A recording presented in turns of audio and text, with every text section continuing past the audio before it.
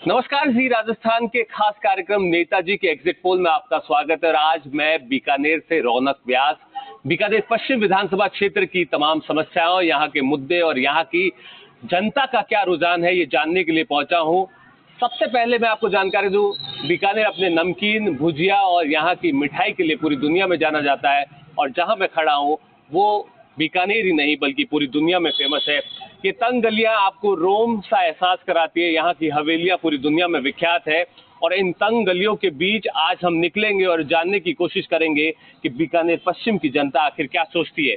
तो चलिए लिए चलते हैं कि पिछले 5 सालों में बीकानेर पश्चिम में नेताओं ने जिन वादों के हवाले वोट लिए, क्या वो धरातल पर आ पाए कि नहीं। इन तमाम सवालों के हम लिए चलते हैं बीकानेर पश्चिम विधानसभा क्षेत्र में और जानने की कोशिश करते हैं कि आखिर यहाँ के मुद्दे क्या हैं, यहाँ की जनता क्या सोचती है। तो लिए चलते हैं आपको बीकानेर पश्चिम विधानसभा क्षेत्र में।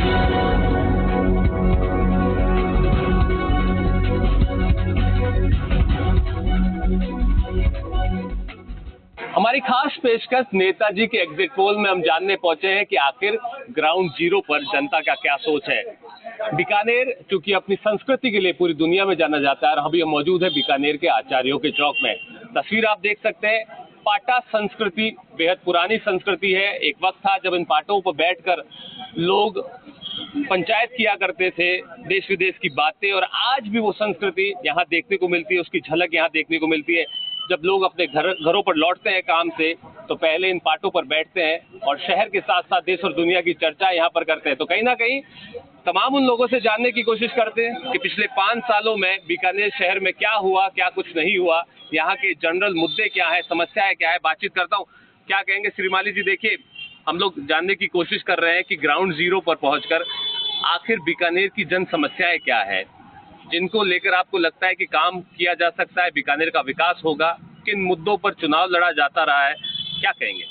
बीकानेर को विकास की बहुत ज़्यादा ज़रूरत है। विकास की अगर हम बात करते हैं तो यहाँ यूथ हमारा सबसे ज़्यादा पिछड़ गया है। तो इस शहर के अंदरूनी भागों की अगर हम बात करें तो बीकानेर के यूथ को वापस चेतना लाना पड़ेगा और उसको ये बताना पड़ेगा कि जो वो अभी जो कार्य कर रहे हैं वो बहुत गलत तरीके से हैं। तो इस विषय पर हम सरकारों पर नहीं, हमारे समाज के जो लोग, ये पाटे की हम बात करते हैं, इन पाटों पर वापस आना पड़ेगा और बताना पड़ेगा कि आप जो कार्य कर रहे हैं उनसे आपको आगे बहुत बहुत नुकसान हो सकता है। तो विकास की अगर पहली कड़ी मानूं तो मैं यूथ को मानता हूं। तो यूथ को सजग करने का ये पाटा बहुत सहयोग करेगा। और शिक्षा के क्षेत्र में अगर बात करें तो बीकानेर ने बहुत कुछ दिया है। बीकानेर ने ऐसे ऐसे महानुभावों को दिया है जो विश्व पटल पर अपना नाम कायम कर रखे।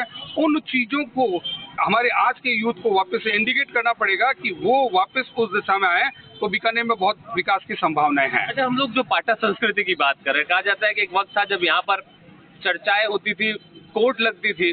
क्या है ये संस्कृति? बीकानेर चूंकि हालांकि पूरी दुनिया में तो यहाँ के किले, हवेलियों और भुजियों के लिए फेमस है। देखिएगा, पाटा वैसे तो मैं यूं कहूँ, एक साइंटिफिक तरीका भी बताता हूँ। आज के ज़माने में भी अगर हम बात करें तो हमारे इस हैप्पी इंडेक्स को अप करता है, क्योंकि जब हम बहुत तनाव और इन सब चीज़ों से होते हैं तो जब इस पाटे पर आते हैं तो हमें बहुत रिलैक्स मिलता है, क्योंकि हम हर तरह की बात करते हैं। तो ये जो पाटा है महाराजा गंगा सिंह जी के समय से ही चलता आ रहा है और उन्होंने तो विशेष तौर पर इस पर बहुत सारी सुविधाएं दी थी। तो यहाँ से कुछ चीज़ों को वहाँ तक पहुँचाया जाता था, राजा लोग मानते थे। और आज भी हम परंपरा का निर्माण करते हैं। वो परंपरा क्या थी कि यहाँ जो हमारे शहर के अंदरूनी पाटों पर जो चीजें होगी उसको फाइनलाइज करने का जो मोहर लगती है वो महाराजा सिंह जी, गंगा सिंह जी वगैरह जो लगाते थे। तो बात को कहीं ना कहीं समझना चाहिए, ये पाटे बहुत महत्वपूर्ण करते हैं। और मैं तो आज के परिप्रेक्ष्य में भी अगर बात करता हूँ तो बीकानेर में अगर ये पाटे हैं तो बीकानेर का हैप्पी इंडेक्स इसी कारण अप है। और मैं वापस वही यूथ पर आना चाहूंगा कि यूथ को भी कहना चाहिए कि वो अपना हैप्पी इंडेक्स अप करें ताकि उन सब चीजों से दूर हो जा सकता है। बिल्कुल बिल्कुल, कहीं ना कहीं देखिए चर्चा हम लगातार कर रहे हैं। कुछ और लोग मेरे साथ मौजूद है, बातचीत में करता हूँ। सर, क्या कहेंगे? देखिए, चुनाव बेहद करीब है। जिन मुद्दों को लेकर नेता आपके बीच पहुंचे थे, उन समस्याओं का समाधान हुआ कि नहीं हुआ? बीकानेर की जो परिस्थिति आज भी 1980 से लेकर आज तक, एक व्यक्ति चुनाव लड़ा उन्होंने और यहाँ तक पहुँचे वो, और बड़े बड़े पोस्टों पर रहे हैं। लेकिन आज भी अगर हम जोधपुर, कोटा, भीलवाड़ा और अन्य जयपुर और भी कई ऐसे हमारे जो जिले हैं उनको देखते हुए बीकानेर आज भी बहुत पिछड़ा हुआ है। हमारे यहाँ जितनी समस्याएं क्या क्या मुख्य तौर पर बड़ी समस्याओं की बात करें? मैंने क्या कहा आपको, इंडस्ट्री यहाँ नहीं है, यहाँ पे आपको जो रेल समस्या, जो रेल गेट का जो समस्या है, वो आज तक भी पूरा नहीं हो रहा है। तो बरसों तक ये इधर उधर की बातें करते रहे, कभी केंद्र सरकार के पाले में डालते, कभी राज्य सरकार के पाले में डालते, और इन्होंने आज तक कुछ नहीं किया। देखिए, पार्टी की बात से हटकर अगर हम बात करते हैं तो गोकुल प्रसाद जी के बाद में आज भी एक भी ऐसा नेता नहीं है। हम नंदू महाराज चूंकि आम आदमी से जुड़े हुए थे, लेकिन गोकुल प्रसाद जी ने जो बीकानेर की जनता के लिए जो कार्य किया था, आज तक वैसा नेता है ही नहीं। अब नए आदमी की जरूरत है हमें, ऐसे अब जब नेता पहुंचेंगे, चुनाव करीब है, जब वोट मांगेंगे तो किन मुद्दों की बात रखने वाले हैं आप? युवा, सबसे पहले युवा, जरूरत युवाओं को है। हम लोग आज भी ये बताऊं, पढ़ा लिखा होने के बावजूद बीकानेर से जाकर और कलकत्ता रह रहा हूं 25 साल से, और हर मेला जैसे रामदेव जी का 15 दिन यहाँ आते हैं, और चुनाव होता है तो भी एक शौक रहता है, क्योंकि पाटा संस्कृति आप जो हम इसको मानते हैं, इसकी सबसे बड़ी खूबी है कि यहाँ बड़े से बड़ी पोस्ट वाला और एक चपरासी भी है, वो एक साथ बैठता है। यहाँ पर अगर वो कोई ऐसी परिस्थिति नहीं कि ये बड़ा अफसर है और ये चपरासी है, सबसे बड़ी। बिल्कुल, आप क्या कहेंगे सर? आपके तो बाल सफेद हुए, पूरी जिंदगी देखी है आपने बीकानेर में। अगर बात करें मुख्य समस्याओं की, जिन मुद्दों को लेकर 5 साल पहले नेता आए थे, क्या समस्याओं का समाधान हुआ? वो ये बाईपास मुद्दा बड़ा मुद्दा है, बाईपास नहीं हुआ है, अंडरपास नहीं हुआ है, गैस के लिए यहाँ ट्रांसपोर्टेशन का नहीं बन पाए हैं, काफी मुद्दे हैं। बिल्कुल, देखिए, मैं भी कोशिश करता हूँ कि पाटे पे बैठकर यहाँ की संस्कृति को समझूं और यहाँ के लोगों के बीच बैठकर जानने की कोशिश करूं कि आखिर यहाँ के लोग किन मुद्दों को लेकर इस साल चुनाव देने वाले चुनाव में वोट। मैं बातचीत करता हूँ। सर, आप क्या कहेंगे? देखिए, जब पाटे पे बैठते हैं तो चर्चाएं होती है, और चर्चा का विषय ये है कि आखिर बीकानेर का विकास कैसे हो। बीकानेर का विकास तो ये रेलवे फाटक है, उसकी समस्या हो, सड़कें बने, नालियाँ बने, और युवा है वो ऐसे ही भटक रहे हैं, पढ़े लिखे, उनको नौकरियाँ नहीं मिलती है, उसके ऊपर सरकार को ध्यान कर देना चाहिए। बिल्कुल बिल्कुल, युवाओं को नौकरी मिले। क्या कहेंगे सर, आप लोग किस तरह से देख रहे हैं? आप लोग तो यंगस्टर्स हैं, तो कहते हैं कि अब देश तो युवाओं का है, युवा क्या सोच रहा है? परिवर्तन होना चाहिए और राजनीति में युवा आने चाहिए और युवाओं को ही टिकट मिलनी चाहिए। और जो मोदी जी हैं उनका भी यही सपना है कि युवा आना चाहिए, तो युवा ही आना चाहिए इसमें। आप क्या कहेंगे सर? आप लोग पाटे पे बैठते हैं, 500 साल पुरानी संस्कृति है, लेकिन अब क्योंकि वक्त बदला है तो संस्कृति के साथ साथ क्या आप लोग ये चाह रहे हैं कि विकास होना चाहिए? एकदम, हर कोई युवा ही यही चाहता है कि विकास होना चाहिए। पिछले 40 वर्षों से ये रेलवे बाईपास कर रहे हैं, आज ये अंडरपास पर राजी हो गए। पिछले जब चुनाव की बात थी तो उन्होंने घोषणा की थी कि टोल फ्री नंबर देंगे, जनता का सीधा जुड़ा हमसे हो जाएगा। आज तक हम टोल फ्री नंबर का इंतजार कर रहे हैं। ये जब बिजली का निजीकरण हुआ था तब इन्होंने नत्थू सीट पर धरना दिया था हमारे विपक्षियों ने कि भाई जैसे हम सत्ता में आएंगे और अगर मैं मंत्री बना तो कल्ला साहब है वो ऊर्जा मंत्री भी बने। उसके बाद भी आज तक निजीकरण नहीं हटा। अब ये करके 20 साल का एएमयू था, तो आपको उस समय पता नहीं था कि 20 साल का एएमयू जनता को मूर्ख बनाने का काम कर रहे हैं और ये आगे भी मूर्ख बनाएंगे। इस पर हम इनको जवाब देंगे और हमें एक ऐसा युवा चाहिए जो युवाओं का सर्वांगीण विकास की सोचे, उसके अलावा यूथ से जुड़ा रहे, और अगर रात को या 24 घंटे में कभी भी किसी काम पड़े वो युवा सबके साथ तैयार रहे। बिल्कुल बिल्कुल, और भी बहुत सारे लोग मैं बातचीत करता हूँ, जानता हूँ। क्या कहेंगे सर, आप लोग किस तरह से देख रहे हैं? चुनाव बेहद करीब है। बीकानेर की जो मूलभूत आवश्यकता है, चाहे बिजली, पानी, सड़क, तंग गलियां हैं यहाँ की, उनकी सड़कों का निर्माण की बात करूं, क्या कुछ काम हो पाया? काम बहुत सारे हुए हैं 5 सालों में, और हमें काम से कोई दिक्कत नहीं है, संतुष्टि है। लेकिन हमारा एक ही मुद्दा है, वो है 99 से हम शिक्षक जो इंतजार करते हैं भर्ती का, वो करीबन 250 शिक्षक है, और 1999 में हमने फॉर्म भरे थे और आज तक हमारी नियुक्ति हुई नहीं है। कोई रोक नहीं है, सरकारी कोई न्यायालय रोक नहीं है।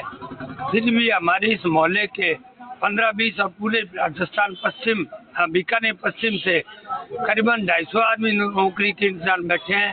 तो हमारे अशोक गहलोत जी से, पीडी कल्ला जी से और समस्त मंत्रियों से एक ही बात है कि हमारी नौकरी हमें मिल जाती, नियुक्ति चुनाव से पहले हम स्वागत करेंगे सरकार का। बिल्कुल, 5 साल में कुछ कामकाज हुआ इस शहर के भीतर के? आज भी वही मुद्दे कायम है जिनको लेकर हमेशा से वोट मांगे गए? जी नहीं, 5 सालों में क्यों, पिछले 50 सालों में बहुत काम हुआ है शहर के अंदर। हेरिटेज को संरक्षण मिला है शहर के अंदर, और आप जो बात कर रहे हो कि रोम की तर्ज पे ये गलियां बसाई गई, तो आप यहाँ की तंग गलियों को देखेंगे जब आपको, तो आपको एहसास होगा कि बीकानेर शहर की स्थापना और बनावट जिस हिसाब से रखी गई, उसे दिनों दिन निखारा गया यहाँ के नेताओं द्वारा, यहाँ की पब्लिक द्वारा। तो हम लोग अभी शहर में घूम रहे थे, तो कहीं ना कहीं हमारा पशु नजर आए, कहीं कुत्ते घूमते नजर आए, कहीं सांड घूमते नजर आए। तो ये कहीं ना कहीं आपको नहीं लगता जब पर्यटक यहाँ पहुँचता है तो एक ऐसी तस्वीर लेके जाता है जो कहीं ना कहीं हमारे शहर पे भद्दा हो, दाग हो? बिल्कुल ये बात सही है आपकी, पर ये फेलियर नगर निगम का है। यहाँ भाजपा का बोर्ड है, यहाँ मेयर भाजपा का है, और ये उसका फेलियर है कि आवारा पशु हमें सड़कों पे दिखते हैं।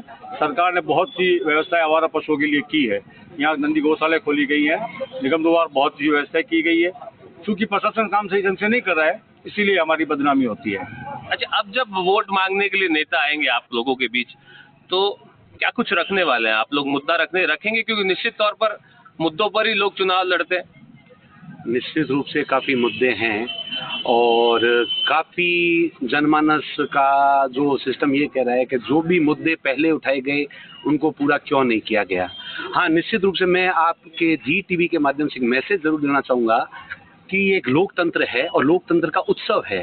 तो इस उत्सव में आम नागरिक को जागृत अवस्था में आकर ये देखना चाहिए कि चुनाव लड़ने वाले दावेदार कौन कौन हैं, और उन दावेदारों में से किसकी ऐसी सोच है जो कि आम जन को लाभान्वित कर सकती है। हाँ, मैं किसी भी एक पक्ष का समर्थन न करते हुए ये बात जरूर कहूंगा कि ये लोकतंत्र का उत्सव है, और इसे निश्चित रूप से 100% भागीदारी के साथ जो युवा चाह भी रहे हैं वो उसको निभाएं, और एक दावेदारों को अपने मन स्तर के ऊपर, अपने मानसिक स्तर के ऊपर सोचें कि कौन सा दावेदार क्या दमखम रखता है, क्या सोच रखता है, क्या आम जन के प्रति भावना रखता है। ऐसा बीकानेर का यूथ समझ चुका है, और निश्चित रूप से आगे आने वाला टाइम बहुत अच्छा है बीकानेर के। अच्छा, क्योंकि बीकानेर धार्मिक नगरी के तौर पर भी जाना जाता है, क्या कहेंगे सर, आप क्या कहेंगे? देखिए, धार्मिक तौर पर अगर हम बात करें शहर की, कुछ और लोगों से बात करता हूँ, क्या कहेंगे? देखिए, धार्मिक तौर पर बीकानेर जाना जाता है, धार्मिक नगरी का, छोटी काशी के नाम से भी। उस लिहाज से अगर हम बात करें, कुछ विकास हुआ?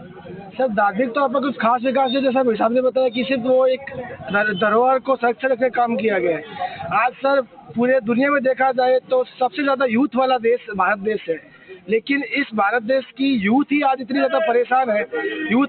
यूथ के लिए कोई सर विजन का काम कुछ नहीं हो रहा। जो भी आज सरकार आ रही है वो सिर्फ सरकार अपना खुद का एक फंडा लेकर आती है, उस फंडे तक सीमित रख रही है चुनाव को, उसके बाद उस फंडे को धीरे धीरे लोगों को बुलाने का काम कर रही है। लेकिन एक यूथ का विजन होना। 5 साल में कुछ हुआ? 5 साल जो बीते हैं, जो वादे करके नेता पहुंचे थे, अब सर 5 साल में कुछ भी नहीं हुआ। अगर आप एक ग्राउंड रिपोर्ट देखें तो सर कुछ भी नहीं हुआ। ये पार्टा संस्कृति है, यहाँ पर रोज बैठकर मुद्दा होता है, एक मुद्दे को लेकर बहस होती है, अंत में मुद्दे का से रिजल्ट तो नहीं आता है कि कुछ भी कर लो, रिजल्ट में जो चुनाव में टिकट मिलना है वो सिर्फ 2-3 परिवारों को मिलना है। ये सब बहुत बड़ा दुर्भाग्य की बात है कि 2-3 परिवारों तक सीमित रह गई राजनीति। कोई नए इंसान को मौका नहीं मिल रहा, कोई नया आदमी अगर उभरना भी चाह रहा है तो उसको दबाने का काम किया जा रहा है। बिल्कुल, निश्चित तौर पर देखिए, कहीं ना कहीं मुद्दे हैं, लोग यहाँ पर अपनी बात रखते हुए नजर आए। निश्चित तौर पर ये कहा जा सकता है कि चुनाव बेहद करीब है और लोग ये चाह रहे हैं कि उनके क्षेत्र में विकास हो। जो लोग विकास की बात पर वोट मांगने आएंगे उन्हें वोट दिया जाएगा। अभी हम मौजूद है बीकानेर के कोटगेट इलाके में। आप देख सकते हैं किस तरह से शहर का मुख्य केंद्र है, हृदय स्थल माना जाता है और पुराने शहर में एंट्री गेट के तौर पर माना जाता है। कोर्ट की तरफ आने वाला एक दरवाजा, इसलिए इसका नाम कोर्ट गेट रखा गया। और अगर बात की जाए सबसे मुख्य समस्या की, जिस पर पिछले कई सालों से, दशकों से चुनाव लड़े जा रहे हैं, वो है बीकानेर के इन रेलवे फाटकों की समस्या की बात हम लोग कर रहे हैं। जनता लगातार इससे त्रस्त है। दिन में 45 बार ये फाटक बंद होता है। शहर को 2 हिस्सों में बांटने वाली ये रेलवे लाइन है, जिससे लोग परेशान हैं। इन समस्याओं के मुद्दों को हम जानने के लिए ग्राउंड जीरो पर पहुंचे हैं और लोगों से, जनता से जानने की कोशिश करेंगे कि आखिर इन रेलवे फाटकों की समस्या के समाधान के लिए जिन नेताओं ने बड़े बड़े वादे किए थे, वोट मांगे थे, वो पूरे हुए कि नहीं हुए। जो लोग यहाँ पर बैठे हैं, छोटी छोटी दुकानों में काम कर रहे हैं, मैं उन तमाम लोगों से जानकारी लूंगा, बातचीत करूंगा। भाई साहब, क्या कहेंगे? देखिए, रेलवे लाइन पर आप बैठे हैं, रेलवे फाटक के पास में। जो नेता चुनाव में वोट मांगने आते हैं, आप क्या कहेंगे? रेलवे फाटक की समस्या यहाँ के कब से बनी हुई है, कितनी दिक्कतें हैं? बहुत ज्यादा दिक्कत है, सारी समस्या है यहाँ। मिनट मिनट में तो मतलब ये फाटक बंद होता है और ये सेंटिंग भी इधर कर दिए। पहले तो उधर थी रानी बाजार की तरफ थी, अब ये सिटी के अंदर स्टंटिंग होने लगी है, तो फाटक मिनट में बंद होता है और भीड़ बहुत ज़्यादा हो जाती है और कभी कभी तो हालात इतने बेकार हो जाता है कि पूछो मत आप। कहा जाता है कि कई दशकों से ये समस्या बनी हुई है, जिन मुद्दों को लेकर नेता वोट मांगने आते हैं उनमें से सबसे बड़ा मुद्दा है ये। सबसे बड़ा काम हुआ कि नहीं हुआ 5 सालों में जो नेता आए? नहीं, कुछ भी नहीं होता है यहाँ, सिर्फ है ना मीठी गोली देते हैं सिर्फ कि सूसो और खाओ और मजा करो, बस ये काम है और कोई नहीं। अब नेता आएंगे तो क्या कहेंगे आप जब आएंगे आपके पास विधानसभा चुनाव करेंगे? आते भी नहीं है नेता फिलहाल तो, वो जो दूसरे वही आते हैं। चुनाव में आएंगे? तब आएंगे तब सोचेंगे, तब सोचेंगे उनके ये क्या है समस्या हल करो इनकी। भाई साहब आप तो सामान खरीदने आए हैं, दिक्कतें यहाँ पर है, क्या क्या समस्या है, मुद्दे है, देखिए बता दो। हम लोग बाहर का हैं, बाहर यहाँ देखिए बिल्कुल निश्चित तौर पर लोग यहाँ पर मैं बातचीत करता हूँ। भैया क्या कहेंगे? देखिए रेलवे फाटक की समस्या, लोग परेशान यहाँ पर रहते हैं, कई चुनाव लड़े गए इन मुद्दों पर, 5 सालों में कुछ हुआ कि नहीं हुआ? भैया वो तो हो गया रानी बाजार वाला, ये तो मुद्दा वहीं पर पड़े, ये तो मुद्दा वहीं पर पड़ा है, होने की कोई संभावना नहीं है। आप क्या कहेंगे? देखिए जब नेता आते हैं आपके बीच वोट मांगने तब मुद्दों की बात करते हैं। हाँ जी, बीकानेर का बड़ा मुद्दा है, क्या लगता है कि आखिर ये हो क्यों नहीं पा रहा है, क्या वजह, इसके पीछे किसकी उदासीनता? ईमानदारी से मंशा नहीं है नेताओं की, राजनीतिक इच्छा शक्ति बहुत कमजोर है, नहीं तो ये समस्या कभी निपट जाए।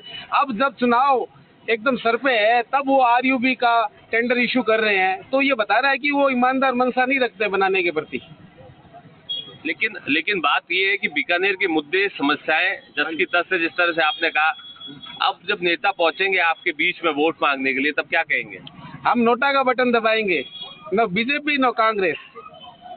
हमारी समस्या आप क्या कहेंगे सर, क्या दिक्कत है? ये जो फाटक है कितनी बार बंद होता है, कितनी दिक्कतें होती है आप दुकानदारों को? 0 बार।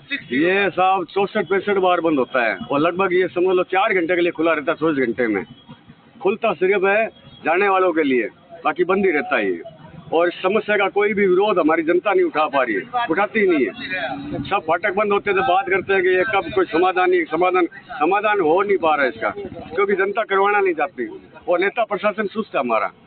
अच्छा 5 साल पहले जो नेता आए थे वादे लेकर के, मुद्दों को लेकर के, वो धरातल पर आए कि नहीं आए? उन्होंने धरातल पे अब जाकर के ले गए हैं, पैसे पास करवा दिए 35 करोड़ रुपए, अब टेंडर भी जारी कर रहे हैं, लेकिन वो कछुआ गति से चल रहा है काम, अब वो हो नहीं पाएगा। आचार संहिता से पहले करवाना चाहते हैं लेकिन होगा नहीं, वो मुश्किल लग रहा है ये काम भी। अब आएंगे तब क्या कहेंगे?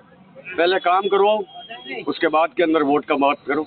पहले हमारे लिए काम, ये जो समस्या आपने समाधान करवाना है वो करवाओ, उसके बाद में वोट का बात करेंगे। क्या कहेंगे सर, आप क्या कहेंगे? ऐसा है, यहाँ तो ना तो पुल बनेगा क्योंकि यहाँ पर करीबन 20 है ये नीचे नाले, यहाँ सीवर लाइन है एक, वो तो अभी अटका हुआ पड़ा, वो तो अभी समाधान हो नहीं रहा है, और फिर ये छाती पर खाड़ा खोद रहे हैं, ये कोई तरीका थोड़ी ना। वो तो ठीक है, लेकिन चुनाव तो करीब है, लेकिन अब नेता जो वोट मांगना है, दोनों पार्टी एक शरीकी है, वो आती है तो वो गुलाची खाते हैं, वो आती है वो गुलाची। फेरू सिंह शेखावत की टाइम के अंदर बाईपास पास हुआ है, पैसा जमा है, लेकिन ये सरकारें जिम जाती है और गोलमाल कर जाती है। अच्छा आप युवा है, युवा क्योंकि आने वाला भविष्य है, वोट देने जाएगा तो बीकानेर के क्या मुद्दे, क्या दिक्कतें आप लोगों के सामने? बीकानेर में बहुत सारे मुद्दे हैं, ये क्रॉसिंग वाला था ही फर्स्ट टाइम, पैसे जितनी बार बनते हैं, चुनाव बनते हैं, स्टार्ट हो जाता है, फिर रानी बाजार वाला पुलिया कब से चल रहा स्टार्ट है, अभी तक कंप्लीट नहीं हुआ है। और आपको भी पता है चुनाव में भाजपा आए चाहे कांग्रेस आए, कोई भी आए, मुद्दा एक भी सही नहीं चल रहा है, कभी कोई सबसे मुद्दा। और रोडें सबसे घटिया बीकानेर की है, सबसे घटिया, किसी की नहीं, सबसे घटिया बीकानेर की है, कहीं पे भी जा रहे हो। मतलब बीकानेर इतना डेवलपमेंट होना चाहिए जितना डेवलपमेंट नहीं है। और नहीं, जो नेता यहाँ पहुँचते हैं 5 साल पहले जो आए थे, अब फिर से वही लौटेंगे तो क्या कहेंगे उन्हें? सर नेता आते हैं, अपना काम जनता को फोन दे देते हैं, ये दे देते हैं, ये दे देते हैं, सब कुछ मतलब फ्री में देना चाहते हैं और जनता बेवकूफ़ बनी रहती है। आप क्या कहेंगे सर, आप लोग तो रेलवे क्रॉसिंग के ऊपर खड़े हैं, ये दिक्कत क्रॉसिंग की ये सबसे बड़ी समस्या है, कैंसर से भी गैर बेहतर हो गई, ये सबसे बड़ा रोग है ये कैंसर का, और इतना ज़्यादा ये दुखदायी हो गया है बीकानेर की जनता के लिए कि इसका कोई समस्या, कोई भी नेता इसको हल नहीं करना चाहता है सर। निश्चित तौर पर देखिए लोग यहाँ पर परेशान हैं, रेलवे फाटक की समस्याएं यहाँ पर बनी हुई है। तस्वीर यहाँ पर मैं कहूँ दिखाते रहे, अगर 5 मिनट के लिए भी अगर ये गेट बंद होता है तो लंबी कतारें यहाँ पर लगती है। और आप देखिए जब 50 डिग्री का गर्मी में टेम्परेचर हो और उस वक्त रेलवे फाटक पर जब लोगों की कतारें लगती है तो वो कहीं ना कहीं दिक्कतें यहाँ पर पैदा करती है। हमारी खास पेशकश नेताजी के एग्जिट पोल में हम लगातार जानने की कोशिश कर रहे हैं कि आखिर बीकानेर पश्चिम के मुद्दे क्या है, समस्याएं क्या है। लेकिन तमाम चीजों के बीच अभी हम मौजूद हैं बीकानेर के जसूसर गेट इलाके में। राजनीति का सबसे बड़ा केंद्र माना जाता है, बहुत सारे कद्दावर और बड़े नेताओं का मकान इसी इलाकों में। इन तमाम चीजों पर महत्वपूर्ण ये हो जाता है कि जब राजनीतिक बात हो रही है, चुनाव की बात हो रही है और राजनीतिक बिसात क्या है बीकानेर पश्चिम की, मेरे साथ खास बातचीत करने के लिए मेरे सहयोगी त्रिभुवन रंगा मेरे साथ मौजूद है। त्रिभुवन, क्या कहेंगे? देखिए बीकानेर की राजनीति, बड़े कद्दावर नेता यहाँ पर रहे हैं। अगर बात करें, क्योंकि बीडी कल्ला यहाँ से आते हैं, गोपाल जोशी यहाँ से रहे हैं, कई बड़े चेहरे यहाँ से निकले। जयनारायण व्यास की भी बात करें, जोधपुर बीकानेर में बड़ा वर्चस्व रहा। किस तरह से देख रहे हैं बीकानेर पश्चिम की राजनीति को, क्योंकि चुनाव बेहद करीब है, चुनावी चर्चाएं यहाँ पर होती है, पार्टों पर भी चर्चा होती है, तो कहीं ना कहीं आप देखिए कि तमाम जगहों पर चाय की चुस्कियों पर भी लोग चर्चा कर रहे हैं। किस नजरिए से देख रहे हैं आने वाले चुनाव को लेकर? जी रौनक, जिस तरह से बीकानेर के पश्चिम का चुनाव है वो अभी तक अगर देखा जाए तो दो परिवारों के बीच में ही यहाँ की राजनीति है वो घूमती रही है, चाहे बीडी कल्ला परिवार हो, चाहे गोपाल जोशी परिवार हो जो विधायक भी रह चुके हैं। हालांकि बीडी कल्ला यहाँ के कद्दावर नेता है, 2 बार चुनाव जरूर हारे हैं। पिछली बार इनका टिकट कटा था, यशपाल गहलोत को मिला था, लेकिन अंतिम अवसरों में यशपाल गहलोत का टिकट काटा गया, बीडी कल्ला को टिकट मिला गया और एक संपत्ति बनी। और पुष्करना बाहुल्य क्षेत्र है तो एक संपत्ति बनी थी सामाजिक तौर पर और मात्र 6000 वोटों से ही वो जीत पाए। लेकिन इस बार कुछ अलग ही समीकरण बन गए नजर आ रहे हैं। जी, हालांकि देखिए समीकरण की बात हम कर रहे हैं, बीजेपी कहाँ पर स्टैंड कर रही है? क्योंकि देखिए पिछले लंबे अंतराल में देखा गया बीजेपी ने लगातार 2 जीत हासिल की। गोपाल जोशी जो यहाँ पर जीत हासिल कर चुके हैं। हम जिस इलाकों में खड़े हैं यहाँ पर काफी नेताओं के मकान है, राजनीति का केंद्र माना जाता है जसूसर गेट इलाका। अब चूंकि बीकानेर पश्चिम की हम बात कर रहे हैं, इस चुनाव में बीजेपी कहाँ स्टैंड करती हुई नजर आ रही है? क्या कुछ नए चेहरे देखने को मिलेंगे, क्या फिर से वही परिवार और वही 2 जो है आपसी चुनावी मैदान में उतरेंगे घरों से? जी बिल्कुल रौनक, आप सही कह रहे हैं। जहां हम खड़े हैं वहां एक राजनीति अखाड़ा है, सभी बड़े नेताओं के जो निवास स्थान है वो यहीं पर ही है। अगर बात करें बीजेपी की तो बीजेपी में जोशी परिवार की तरफ से गोकुल जोशी टिकट मांग रहे हैं, तो वहीं अविनाश जोशी भी टिकट मांग रहे हैं। तो अरुण आचार्य जो NRI है वो भी टिकट मांग के युवाओं को अपनी ओर आकर्षित करने की कोशिश कर रहे हैं। हालांकि पार्टी डिसीजन लेगी किस तरह से वो अपना तय करती है मापदंड, क्योंकि जो अभी तक बीकानेर के समीकरण देखे गए हैं उसमें अगर बीडी कल्ला को कोई नजदीकी टक्कर दे सकते हैं तो अभी तक जो समीकरण बने उसमें गोकुल जोशी है। लेकिन शायद बीजेपी इस बार नया चेहरा पेश करेगी। सबसे बड़ी जो अभी बात हुई है राजनीतिक तौर पर, हिंदू जागरण मंच के जो संयोजक थे जेठानंद व्यास, उनको बीजेपी ज्वाइन करवाया गया है। उनको बीजेपी ज्वाइन कराने का मतलब बहुत बड़ा कुछ संदेश कार्यकर्ताओं को है कि शायद जो एक हिंदू नेता के रूप में बीकानेर में उनकी छवि बनी है तो शायद जेठानंद व्यास पर भी वो अपना टिकट का दाव खेल सकती है। जी रौनक, बिल्कुल निश्चित तौर पर देखिए एक राजनीतिक बिसात दोनों पार्टियां बिछाती हुई नजर आ रही है। बात करें बीकानेर पश्चिम की, लगातार हम जनता के बीच पहुंचे, ये जानने की कोशिश की कि आखिर बीकानेर पश्चिम के मुद्दे क्या है, यहाँ की जनता की समस्या क्या है। ग्राउंड जीरो पर नेताजी के एग्जिट पोल के इस कार्यक्रम के जरिए महज लोगों के बीच पहुंचकर जानने का एक कोशिश जो है हम लगातार कर रहे हैं कि आखिर जनता का रुख क्या है। हालांकि देखना होगा कि इस बार विधानसभा चुनाव में ऊंट किस करवट बैठता है। कैमरा सोई की घनश्याम के साथ रौनक व्यास, जी मीडिया, बीकानेर।